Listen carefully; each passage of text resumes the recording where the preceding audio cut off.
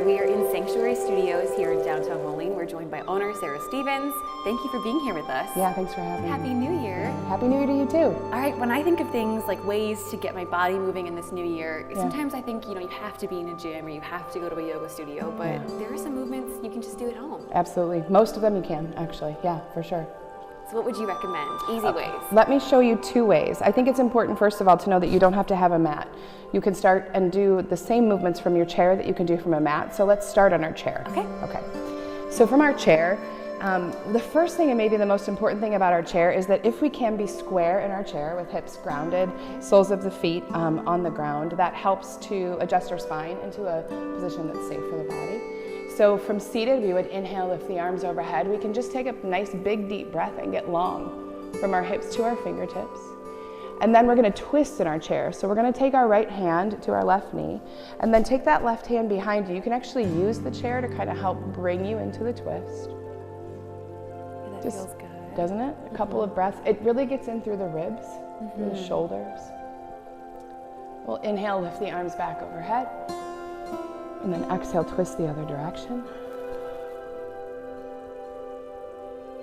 And something as simple as this can be so good for your body.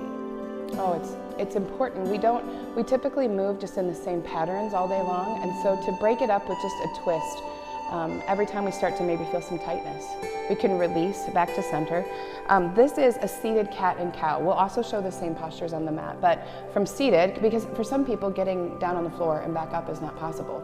Right. And I never want people to think that movement, that it isn't meant for them, that there's not access to it. So there is. So seated cat and cow, there are a couple of ways you can move into this. Let's start, maybe take the knees wide, and then on the inhale, you just move the chest forward and drop the shoulders back. And then on the exhale, you round back through the spine and hold on to the knees. So we have 2 planes of movement. The twist the spine, and this moves the spine forward, stretches the spine backward. One other way to do this from seated is you can join the hands. Push away, really round through the shoulders.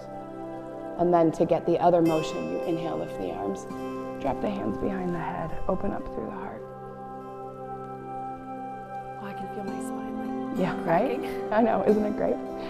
Okay, so then we would exhale, release, and then one more thing that I want to show from the chair. You take the chair, actually, we're going to put it on our mats. You want the chair to be on a surface that doesn't slide, because that would be sad, right? Okay. So this is just a downward facing dog, but supported by a chair. So it brings the chair brings the floor closer. So we face the chair, we just plant the palms on the seat of the chair, and we step the feet back. And from here, we can stretch the hips up toward the ceiling. We can move the body forward if that feels better, maybe back and forth. So we get some stretch into the back side of the body, but we're really well supported. I would have never thought to do this on a chair. Oh yeah, and it takes a lot of the pressure out of the joints. Yeah. So you're getting a hamstring stretch, you're building a little bit of strength in your upper body, which is lovely. So that's with a chair. I'm just going to show you real quickly. We'll move the chair out of the way. Those same 3 motions or movements with the spine, but from standing. So we'll face each other, and we'll just inhale, lift the arms overhead. We'll exhale, fold the body forward, and we can plant the hands, and here we just step the body back to that downward facing dog. This stretches into the back side of the body. If we want to build strength here, we can adjust the body into plank, moving the shoulders over the wrists. And then we can drop the knees to the mat, and we'll move into some of those cats and cows. So we inhale to drop the belly, lift the crown of the head. Exhale to round the spine. I like to do a few of those at a time, so just with your own breath. Next one, at the end of the next exhale, you'll just come back to neutral spine, plant the palms, tuck the toes, lift the hips. And then I like to walk the hands back toward the feet. Yeah, instead of stepping forward can be really hard on the body. We'll draw the palms to the shins just to lengthen the spine. We'll fold and tuck the chin. We'll sweep the arms overhead. Lovely, lovely, lovely. Drop your elbows and just open up through the center of your body.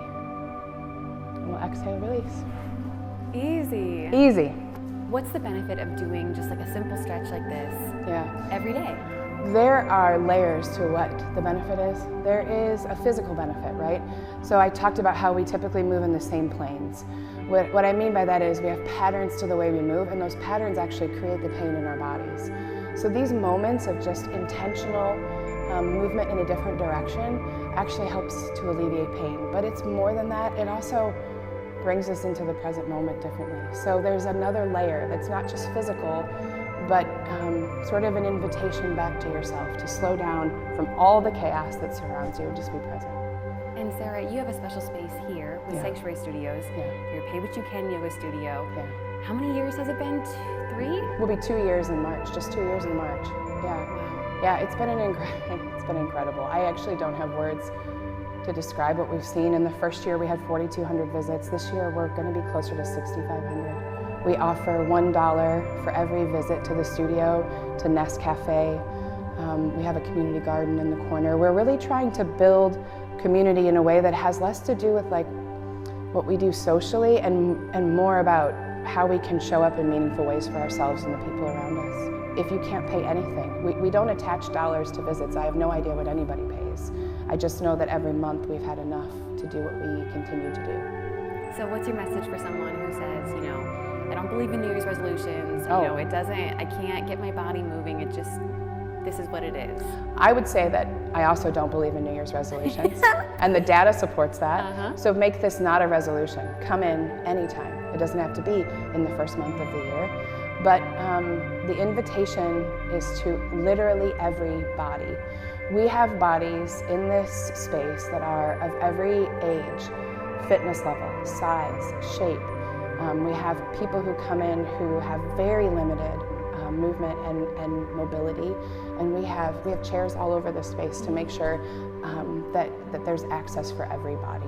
The invitation, I will often say, consider yourself invited. That is an invitation for every body. Sarah, thank you for having us today. I really appreciate it. Thanks for being here. Yeah.